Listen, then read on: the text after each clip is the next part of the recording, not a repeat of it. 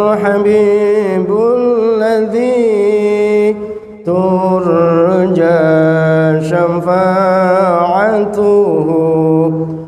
لكل هول من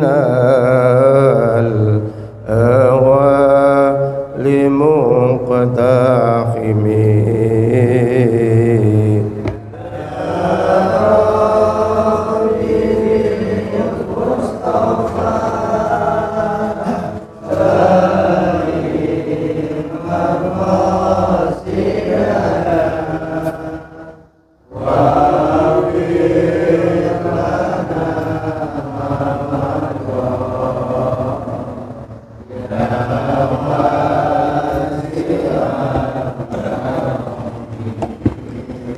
Ya Rabbi waj'al raja'i ghayra mun'akisin ladaika waj'al hisabi ghayra munhazimin.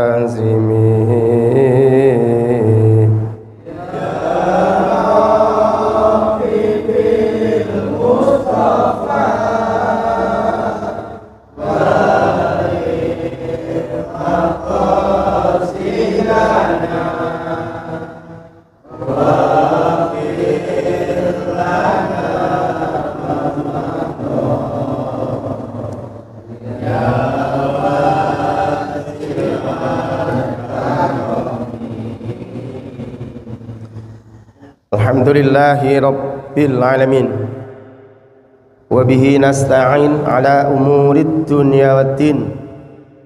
Assalatu wassalamu ala ashrafil anbiya'i wal mursalin Sayyidina wa habibina wa syafi'ina Muhammadin wa ala alihi wa sahbihi wa man tabi'a bi ihsanin ila yaumiddin. Allahumma arzuqna balaghata fahmin nabiyyin wa fasahata hifdzil mursalin wa ilhamal malaikatil muqarrabin bi rahmatika ya arhamar rahimin. Qala al-musannif rahimahullah ta'ala wa nafa'ana Allahu bihi wa bi ulumi fid dharain amin ya rabbal alamin. Ila hadratin Nabil Mustafa Muhammadin sallallahu alaihi wasallam, thumma ila jami'il masyayikh wal ulama wal muassis Mahat Termas Patian Jawa Timur, thumma ila jami'il masyayikh wal ulama wal muassis Mahat Ustadz Syekhul Quran Demak Jawa Tengah, thumma ila jami'il masyayikh wal ulama wal muassis Mahat Alamanat An-Nur Purworejo Jawa Tengah, thumma ila jami'il masyayikh wal ulama wal muassis Mahat An-Nur Bantul Jakarta, thumma man waqafa di Masjid Al-Hidayah, thumma nakhususan ila walidina, orang tua kita al-maghfirlah Kiai Sumati wa Nyai Siti Batiah binti Kiai Ahmad Baitawi,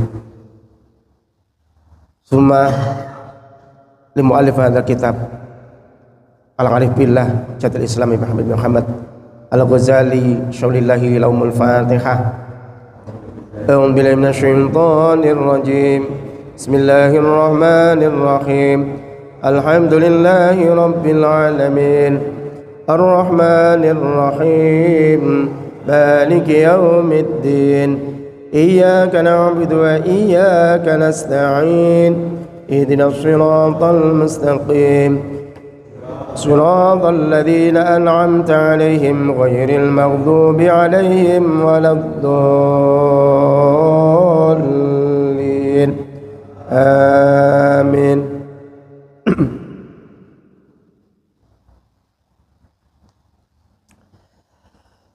Saudaraku semuanya, alhamdulillah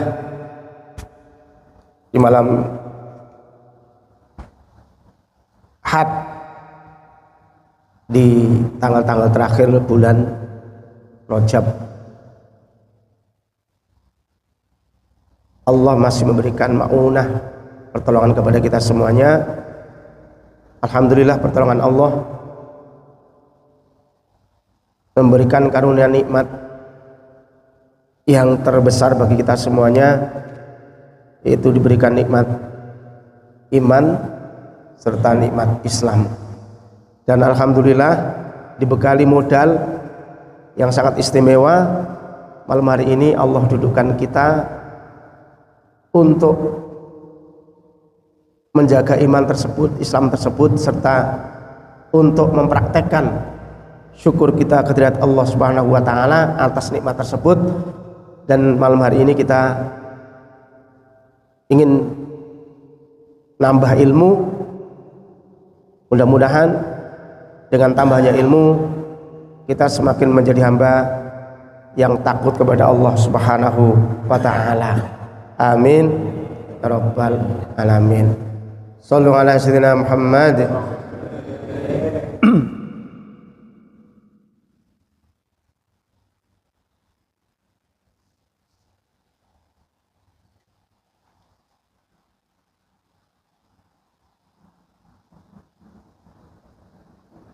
Saudaraku semuanya, yang terakhir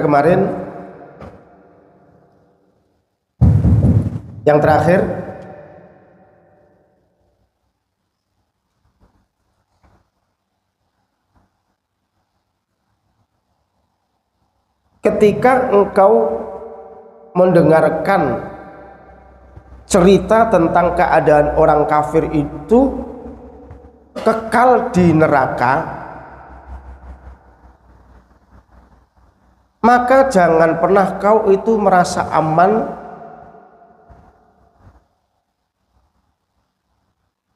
sebagaimana tidak amannya orang kafir.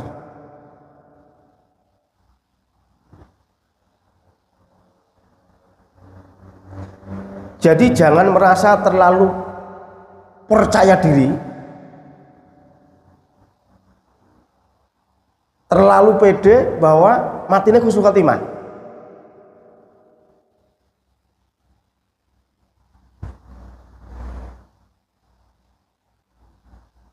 Jadi jangan pernah kita merasa aman dari mati dalam keadaan husnul khotimah. Harus takut.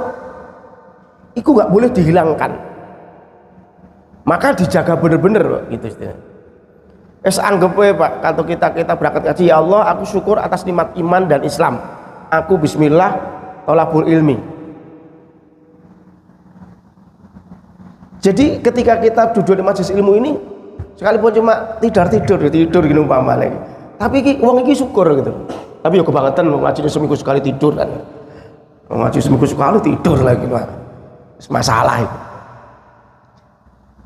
Alias perjalanan kita Pak, perjalanan kita itu dihitung orang yang mensyukuri.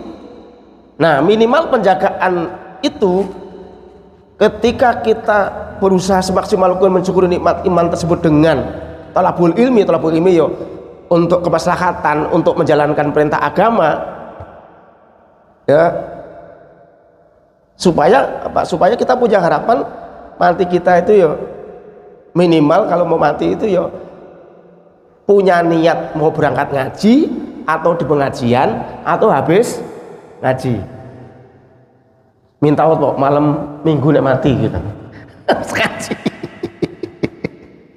Kau usah malam Jumatan kayak malam Jumat juga malah tidur, mendingan malam minggu pas ngaji mati ya. Kanjeng Nabi yang menyabdakan pohon mati malam Jumat itu akan dibebaskan dari siksa kubur. Terus Kanjeng Nabi sedone hari apa? Hari Senin. Wong yang bersabda sendiri malah sedone nggak minta hari Jumat. Kan kalau minta ya Allah matikan saya hari Jumat juga Kanjeng Nabi juga terkabul itu. Yang memberikan keterangan justru sedone hari Senin. Wes to, mati iku mau Jumat, mau hari Minggu, mau hari Selasa, mau hari Rebo, mau Kemis, yang penting mati niki dalam keadaan husnul khotimah. Embuh dia mau beribadah atau di dalam beribadah atau habis jalankan ibadah atau niat mau beribadah, yang penting ojo pas maksiat gitu iso. Orang matinya yang penting itu jangan mau maksiat atau pas maksiat atau habis maksiat belum tobat. Wah, karena aku Bapak, jika Allah mengizinkan itu aku matinya pas ngaji gini loh Pak. Wis ora tek umure piro sik mati wis ngaji. Pas ikhlas gitu lah. Mati.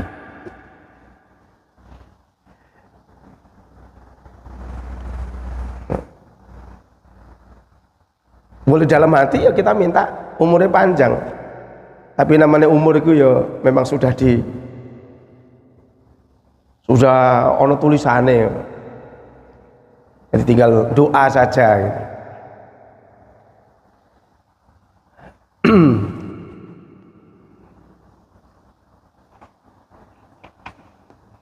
Ya. Wala tadri madza yakunu minal aqibati wa madza sabaqa laka fi hukmil ghaibi. Kenapa kita harus takut? Mati keadaan sul khatimah harus takut. Karena engkau tidak tahu apa yang akan terjadi setelah hidupmu. Nanti mati ini seperti apa nggak ngerti.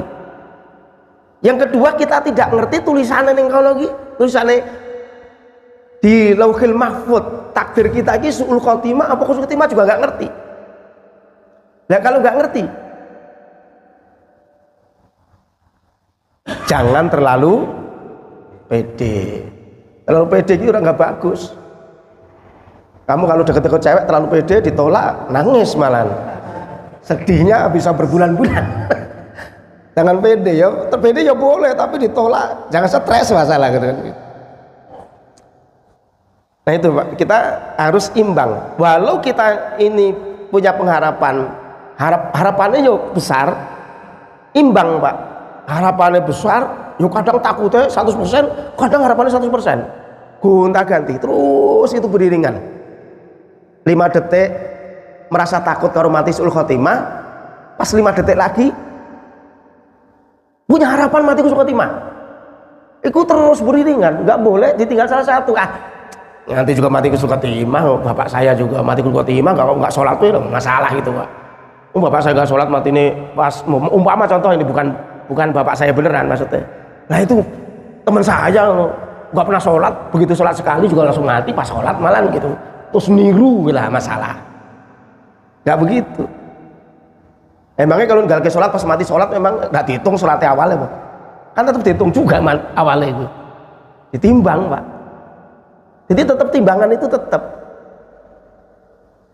Jadi apapun yang kita lakukan hari ini itu tetap amanah ditulis dan nanti ditimbang. Jadi bukan masalah pas terakhir itu. Jadi bukan pas terakhir itu, tapi kan ditimbang semua. Tapi ya kalau akhirnya husnul khotimah ya mesti masuk surga.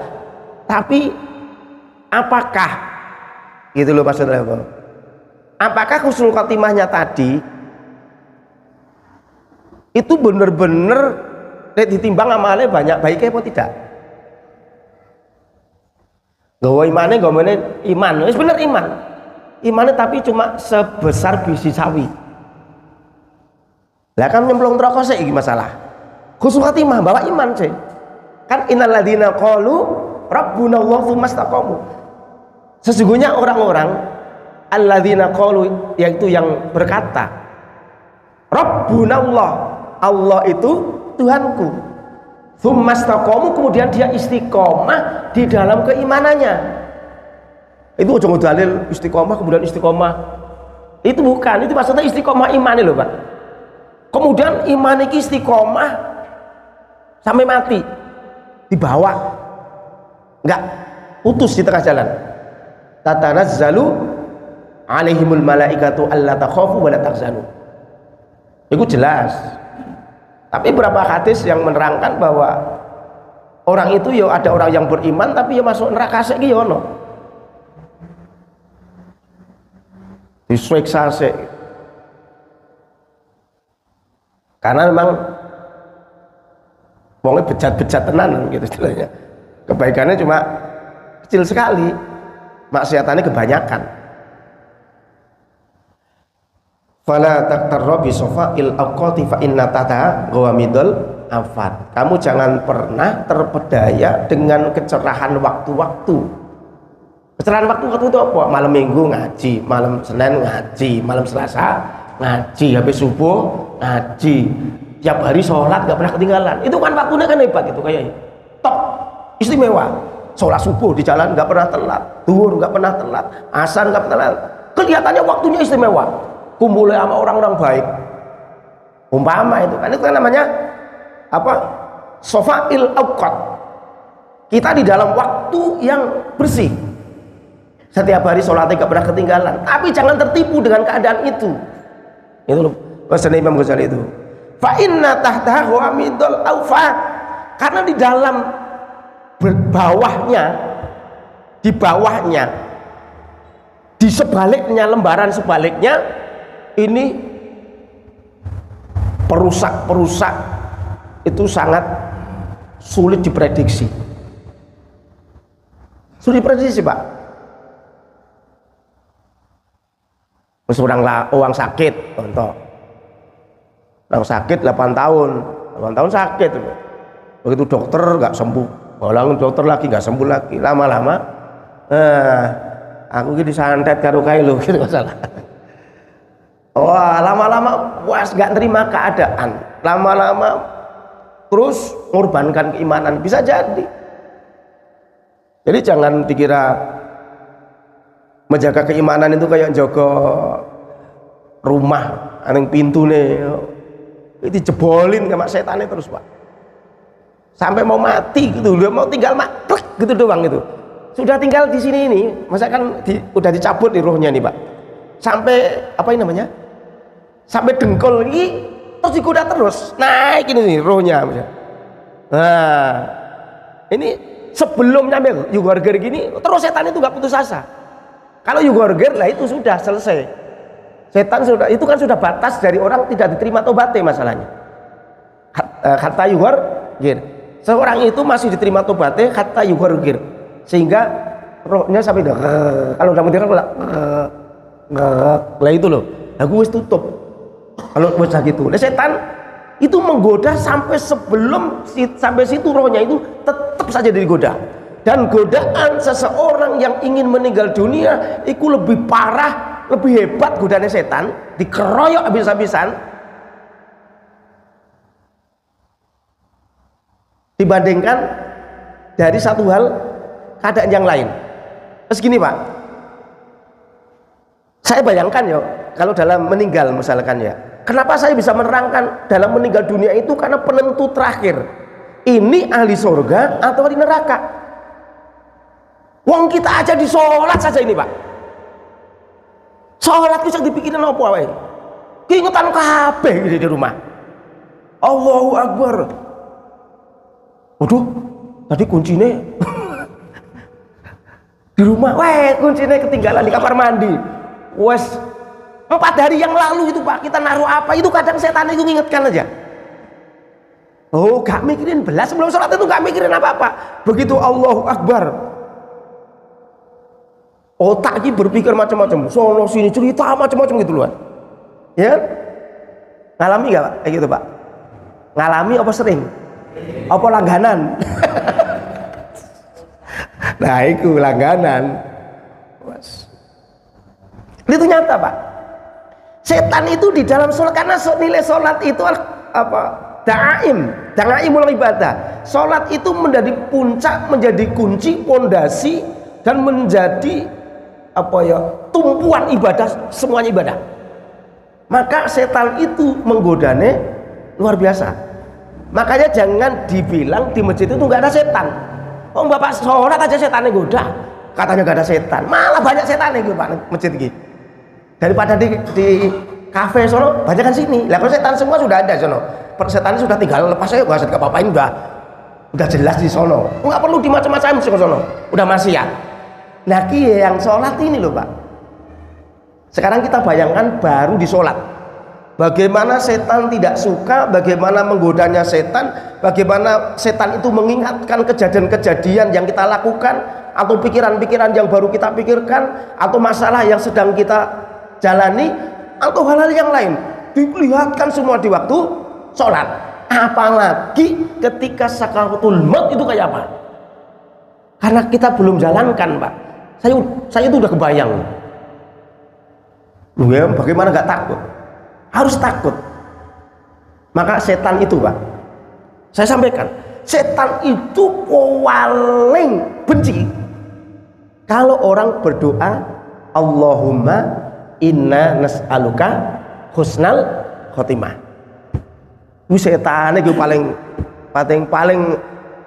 mumet itu ya. Kalau orang itu mungkin darah tingginya 220 gitu kan, pere 150 gitu, tok tok tok tok tok tok gitu. Setannya pusing. Karena apa? Saya itu goda tiap hari gini, jangan-jangan aku husnul khotimah besok gitu. Jangan-jangan Allah ngabulkan nih. Jadi setan kadang ditipu aja Pak. Bapak doa, ya Allah, aku minta husnul khotimah sambil nangis-nangis. Setannya, kok doanya tenanan nih?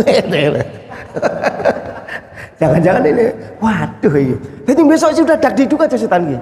Jangan-jangan doanya kemarin itu, biar setan itu ya dibuat puyeng juga. Jadi kalau doa husnul khotimah, dibolak-balik Pak. Allahumma inna nas'aluka husnul khotimah. Allahumma inna nas'aluka husnul khotimah ya Allah. Allahumma inna nas'aluka husnul khotimah ya Allah, misalkan gitu ya. Berkali-balik. Setan ini kurang ajar gitu loh, kurang ajar. Jadi setan itu yang menggoda kita hari-harinya itu berpikir jangan-jangan tak goda hari ini maksiat, 1000 maksiat dijalankan, 2000 maksiat dilakukan, hari Kamis terprosok ke badan lembah dosa, hari Jumatnya dia tersibukkan dengan maksiat, jangan-jangan pas mati husnul khotimah. Jangan-jangan gak pernah doain muka-muka begini mah.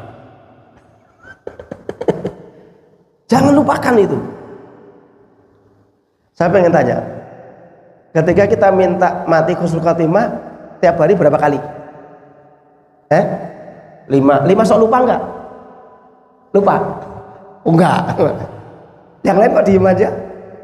Ora hafal doanya Pak. Wes bahasa Indonesia ora hafal. Bebas. Ya Allah, matikan saya dalam keadaan membawa iman Islam dan amal soleh yang banyak gitu. Ayo nggak hafal, mau ngapain? Daripada bahasa Arab gak ngerti artinya bingung tok malah kebalik-balik Allahumma as'aluka su'al khotimah, kebalik itu kan masalah itu masalah. Ayo mati malah minta 10 khotimah, jangan kebalik.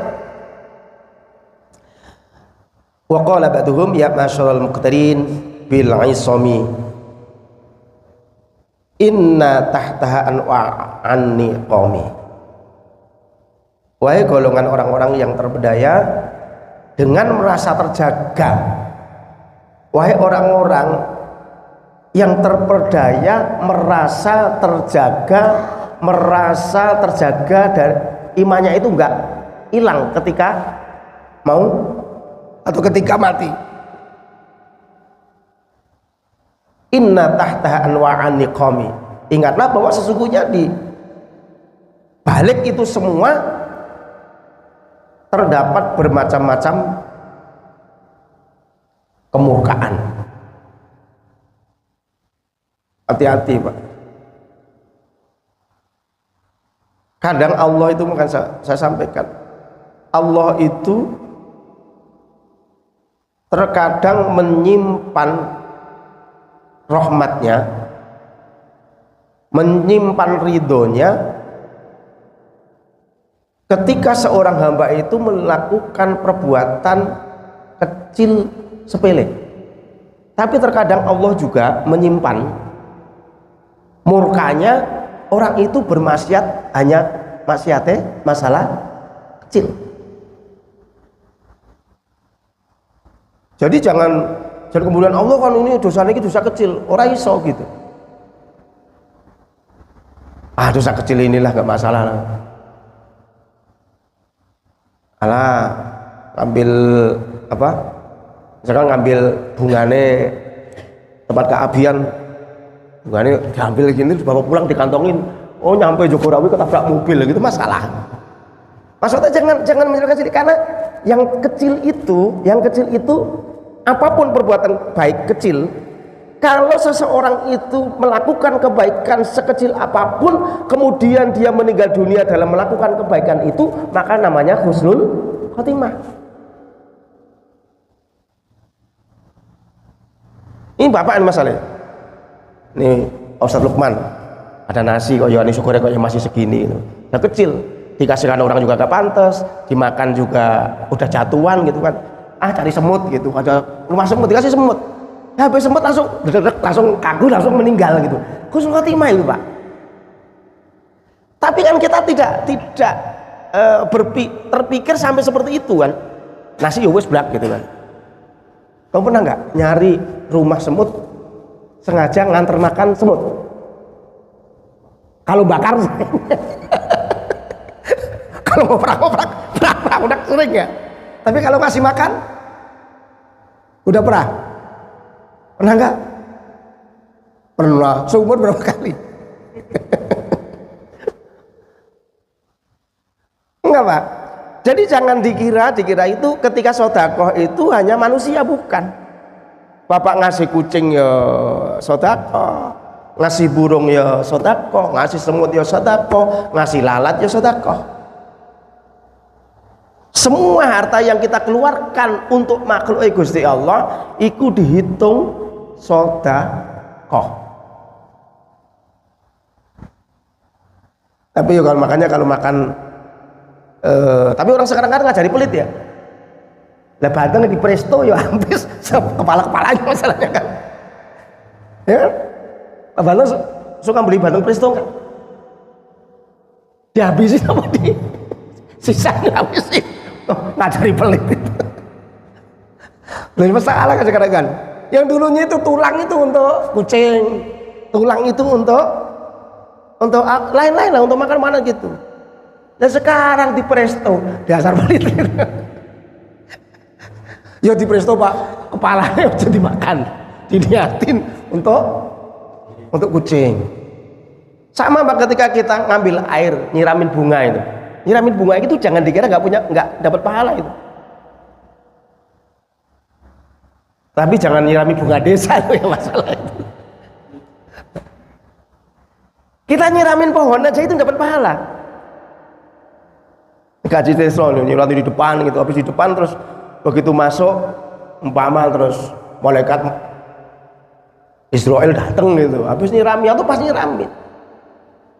Lu diniatin itu makhluk Gusti Allah Pak. Setiap sesuatu hal yang hidup itu makhluk Gusti Allah.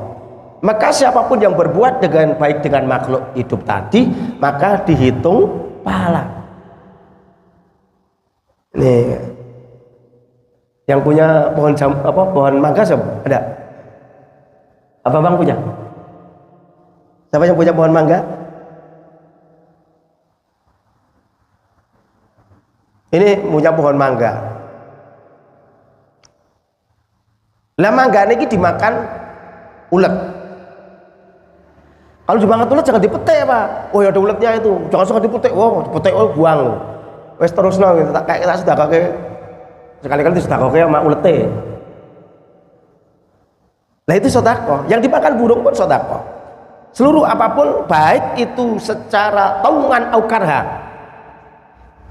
Kan itu istilah apa ya?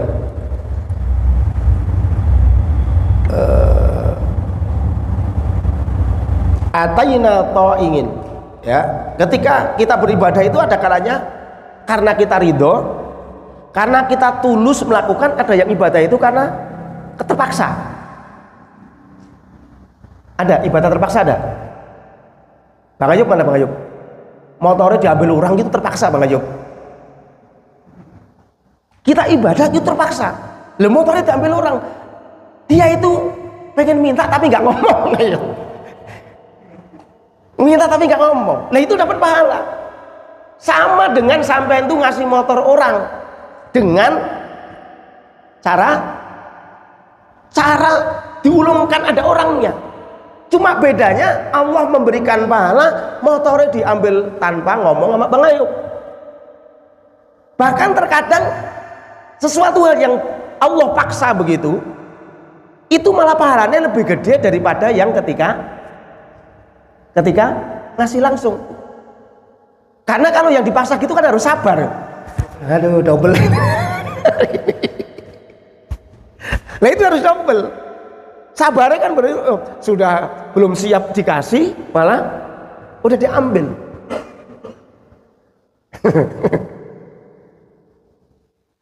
Ada gantinya Bang Ayub kan? Nah tuh. Anggap aja buang sial gitu.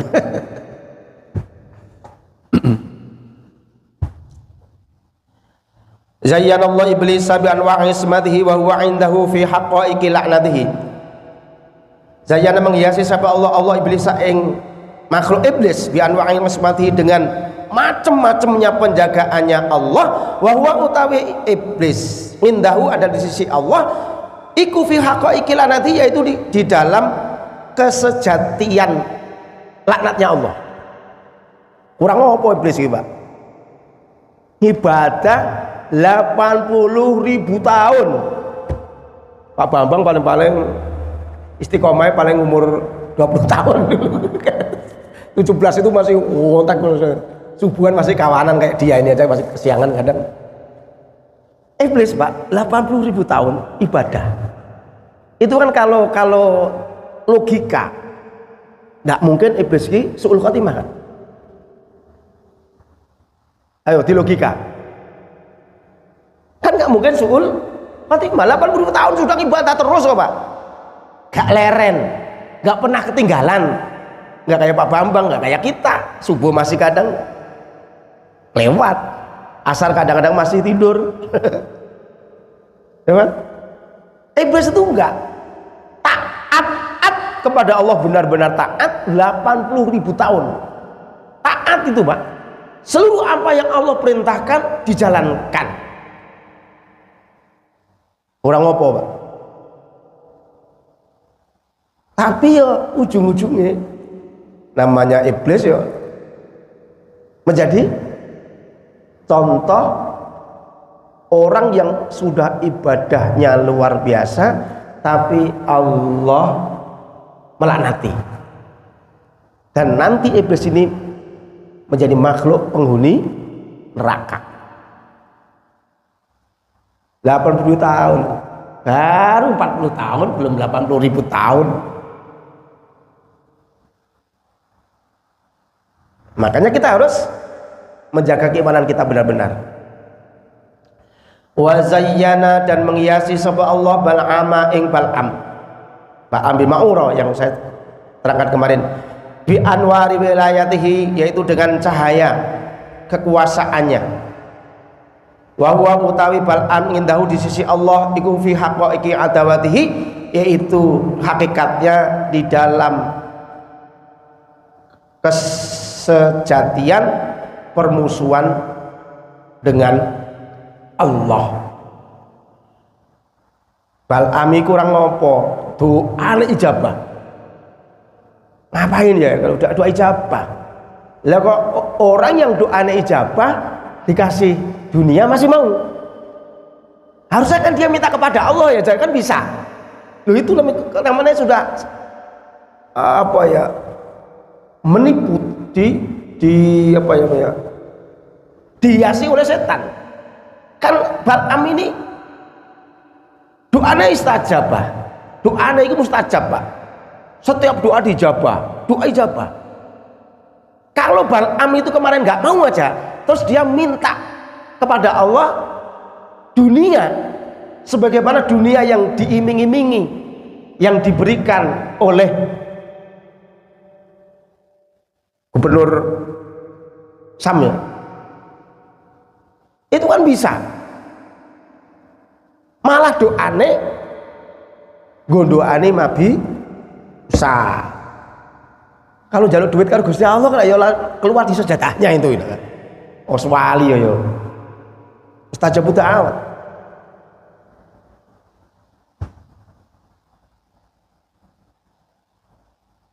Jadi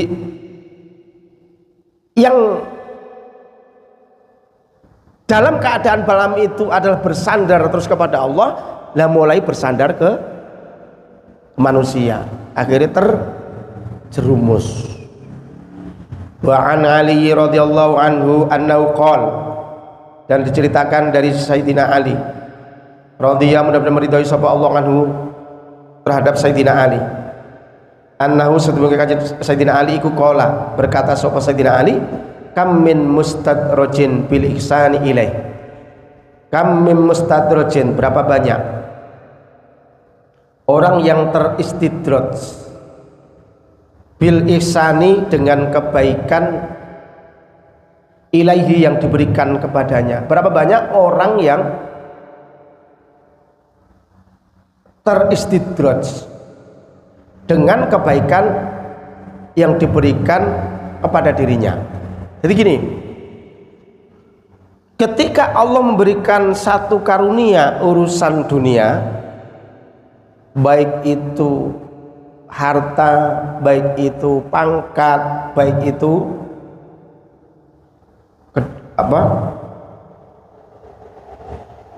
macam-macam,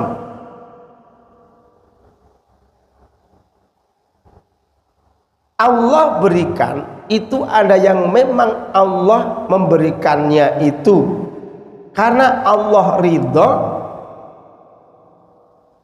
karena si hamba tadi itu bersyukur kepada Allah sehingga bisa menggunakan nikmat tadi untuk mendekat kepada Allah. Tapi ada orang yang Allah beri tapi Allah memberinya itu enggak ridho. Allah memberi tapi sudah menyiapkan siksaan.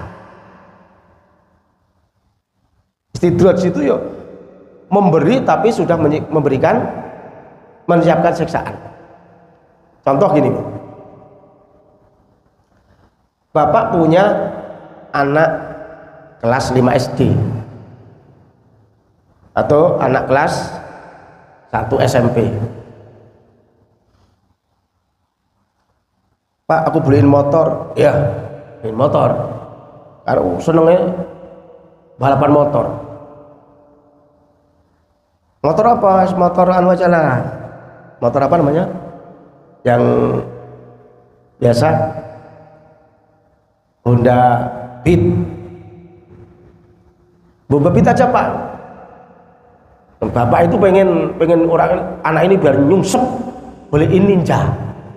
Ninja enang sekalian. Pas Ninja gitu. Kalau Beat itu nggak ada koplingnya nang, untuk entek nggak bisa itu, untuk naik nggak bisa.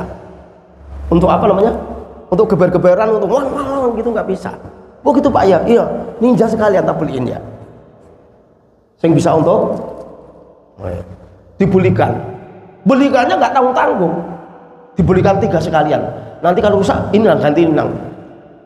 Mau kemana? Ya tak anterin yuk. Ada jalan Solo yang jalannya keren, naik turun gini nang. Kamu kalau bisa enak banget itu nang. Diajak ke sono. Bulu itu langsung digas nang, kenceng aja udah turun itu kan ada remnya pakem. Ya udah turun kenceng nang. Nyungsep mate gitu lah. Diberikan sesuatu hal nikmat, tapi sebetulnya Allah nggak ridho. Jadi hartanya yang Allah berikan ini justru menjadikan dia jauh dari Allah. Itu istidraj. Hati-hati. Jadi kalau kita misalkan diberi rezeki, diberi apa aja, kemudian karena kita diberi rezeki, diberi apapun, kemudian kita justru malah rezeki yang Allah berikan untuk maksiat. Setelah bermaksiat, malah tambah banyak gitu. Begitu maksiat, malah tambah banyak rezekinya. Orang punya toko, begitu setiap malam pergi ke kafe sama perempuan-perempuan apa namanya? Perempuan-perempuan malam gitu, kupu-kupu malam gitu. Pergi ke sono malah tokonya tambah laris ya.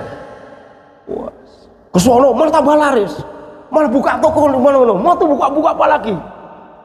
Lu harusnya kira yo, gue pasti langsung ke tokonya kok bakaran habis, malah laris malah tambah buka kemana-mana.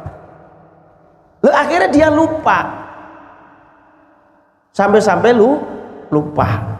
Nggak taunya begitu ini dia sudah meninggal dunia dalam keadaan amburadul seperti itu, maksiat terus kemana-mana. Lah itu namanya istidraj. Jadi istidraj itu ketika kita diberikan harta, kok harta tersebut ketika untuk maksiat kok malah nambah, itu hati-hati. Jangan-jangan justru kita diberikan Allah sesuatu rezeki, diberikan suatu nikmat, tapi Allah sudah mempersiapkan neraka di depan.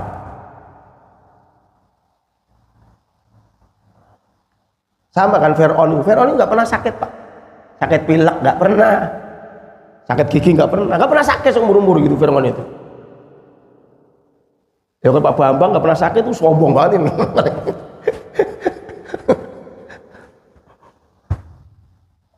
Fir'aun itu nggak pernah sakit. Ya akhirnya jadi seperti itu. Merasa hebat, merasa luar biasa. Yang lain itu dianggap hambane. Ayo Fir'aun itu sebetulnya kan dia tahu dia bukan Tuhan kan asli ini kan. Fir'aun itu kan dia tahu dia bukan Tuhan. Tapi sangi sombong nih loh Pak. Di depan manusia itu sombongnya pol. Ana rabbukumul a'la. Aku ki Tuhanmu sing luhur yang tinggi. Kan sebetulnya Fir'aun ini tahu di dalam hatinya juga tahu kalau dia bukan. Tapi coba deh sekarang ketika Fir'aun itu ditenggelamkan di lautan, Fir'aun itu akhirnya ngomong, ini amantu bi Rabbi Musa wa Harun. Setelah gublak gitu Pak. Oh Mbak Es di tengah lautan udah nggak mungkin, nggak mungkin apa namanya? Nggak mungkin hidup. Tapi Fir'aun ngucapin, ini amantu bi Rabbi Musa wa Harun. Aku ini beriman kepada Musa dan Harun. Nah, ono sing nafsiri bahwa Fir'aun itu berarti matinya husnul khotimah. Karena kita mengucapkan akhir ayatnya mengucapkan aku beriman kepada Tuhannya Musa dan Harun. Itu kan, tapi di dalam cerita kita kan nggak begitu. Nah ini letterleknya kan ada itu ya, siapa ya, Buya siapa itu ya, menerangkan Fir'aun itu Islam masuk husnul khotimah kan. Gini loh Pak, hidup itu ada yang hidup itiror, ikhtiari itiror. Ikhtiari itu hidup yang bisa milih. Ada hidup yang tidak bisa milih. Misalnya orang kafir, begitu dia nggak mau iman, begitu perahunya sudah goleng di lautan baru asyhadu alla ilaha illallah wa asyhadu anna muhammadar rasulullah. Terus gimana itu? Mau dia sudah tinggal akhir hayatnya. Jadi gini, ketika Bapak misalkan ada kambing nih ketabrak apa? Tabrak motor. Udara itu keluar gitu. Keluar. Terus Bapak, ini darahnya misalkan di perutnya itu udah keluar apa namanya? Keluar usus, terus darahnya keluar. Terus Bapak ngambil pisau disembelih, halal apa enggak? Halal apa enggak?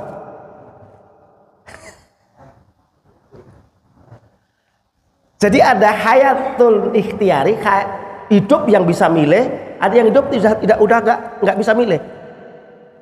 Kalau andainya kambing tadi kemudian ketika tidak disembelih, kok dia udah plek kok nggak disembelih sudah mati, berarti nggak haram itu. Kalau tidak disembelih pakai sepelu kok sudah mati, berarti haram. Tapi kalau dia masih luka, itu bawa pulang, itu masih bisa diobati, masih dikasih makan, masih makan, disembelih itu nggak apa-apa. Jadi kalau kira-kira ketika dia sudah memang mati dengan keadaan ketabrak tadi, walaupun dia udah gini guduk, belum mati disembelih, sayang gitu, tetap aja haram. Karena apa? Dia mati dengan ditabrak itu. Ya memang dia belum mati, itu udah begini-gini kan, udah hidupnya udah itiror, nggak ikhtiar lagi. Dia sudah nggak bisa milih hidup atau mati, karena pilihannya dia cuma mati. Hati-hati Pak kalau kayak gitu, takutnya nanti. Nah sama, malaikat itu yo kena hukum syariat. Malaikat itu kena hukum syariat, dia juga menjalankan syariat. Ini kurang ajar gitu Fir'aun. Nabi nih Gusti Allah, utusan Gusti Allah, sampai dimusuhin, dikejar sampai laut. Saya gak terima malaikat Pak. Makanya ketika Fir'aun itu baru ngucap itu tablek gitu Pak, ditablek pakai kayu lumpur, seselin. Wow. Ada pengakuan di hatinya itu. ada pengakuan, tapi malaikat nggak terima. Makanya gini Pak, kalau bisa malaikat itu punya hukum seperti itu Pak, punya hukum ini kayaknya nggak beres, malaikat bisa berbuat Pak masalahnya. Nah, coba malaikat Jibril nggak terima Pak, kalau Fir'aun sampai kusur khotimah nggak terima loh, mati nih Mas, tinggal di tengah lautan kok masih mau mengakui Nabi Musa wa Harun. Malaikat saya nggak terima, wabris gajar itu. Nah kita jangan sampai kayak gitu loh Pak, maksiat terus. Malaikat nggak terima, kurang ajar ini, wow, maksiat terus mau mati malah baru mau astagfirullah, gitu doang nggak bisa astagfirullah akhirnya kan. Berapa banyak orang-orang yang kan nggak bisa ngucapin, ya jangan-jangan ditamplok malaikat astagfirullah gitu, astagfirullah nanti mau dipegang ke malaikat, gitu doang nggak bisa astagfirullah. Ya karena malaikat itu seperti itu, dia juga ketika melihat orang yang baik itu juga senang. Jadi kena hukum kadang-kadang pakai syariat. Nah kita jangan sampai kita itu dibenci malaikat. Kalau bisa itu ya sepuluh saya ngaji Pak ya, sholat kayak turu gitu. Mau makan wareg nambah nggak bopo gitu ya. Hidupnya dibuat gitu saja. Yang penting ada amalia-amalia yang istiqomah, yang kebaikan-kebaikan yang kita jalankan. Jangan sampai kita di hari-hari kita ini belas nggak pernah ngaji. Pokoknya gini Pak, seminggu itu jangan sampai terlepas gak ngaji kalau bisa. Kalau andai kita memang terlepas, kita golek pengajian di mana aja. Supaya apa? Supaya kita apa ya? Ada seru-serunya gitu loh Pak. Hidupnya ada serunya. Nah kalau saya gak ngaji kan buka kitab di rumah. Di jualan itu buka kitab. Saya itu kalau pulang bawa Pak, sebelum gak ngaji itu buka-buka gitu. Buka apa aja gitu untuk ganti aja pas kemana gitu, jadi nggak lepas total. Saya juga deg-degan juga Pak kalau lepas total Pak. Kalau Pak Babang begitu saya nggak ngaji, alhamdulillah bisa pulang dulu ngopi, lumayan nih 1 jam itu kan, lumayan kok 1 jam ya. Itu aja mungkin yang sampaikan. Oh ya, malam hari ini insya Allah ngasih kitab Ihya Ulumuddin di RS atau di Masjid Subul Salam Rumah Sakit Pasar Rebo. Jadi nanti adzan langsung qomat saja. Terima kasih. Allahumma shalli ala sayyidina Muhammad. Alhamdulillahirabbil alamin. Allahumma anfa'na bima 'allamtana wa 'allimna ma yanfa'una wa zidna ma yanfa'una dzikra ma nasina. Allahumma inna astauduka ma 'allamtana faratutu ilayna 'inda hajatina ilayhi.